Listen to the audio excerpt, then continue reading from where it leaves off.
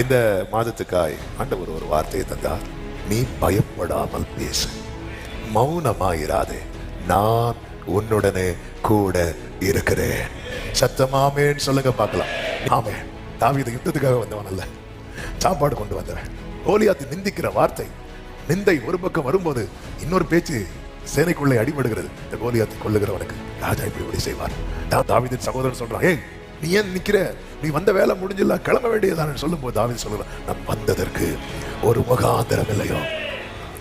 அரண்மனைக்குள்ள instrument வாசிக்க முந்தின அதிகாரத்துல வருவார் தாவீது சவுலுக்கு முன்னாடி. அப்போ தாவீது இந்த வார்த்தையை சொன்னாரா? உண்மையில அப்ப சொல்லியிருக்கணுமா வேண்டாமா? ஏன்னா அவன் மேல இருக்கிற அபிஷேகமே அவன் எங்கதான் போய் உட்கார போறான், அரண்மனையில் உட்கார போறான். இது அவன் சொல்றதல்ல, அவர் சொல்ல வைக்கிறது, அவர் சொல்ல வைக்கிறது. இன்னைக்கு கர்த்தர் தருகிற வார்த்தை இதுதான். நமக்குள் இருக்கிற ஆவியானவர் நம்ம எப்படி பேச வைக்கணுமோ அப்படி அவர் பேச வைக்க போகிறார்.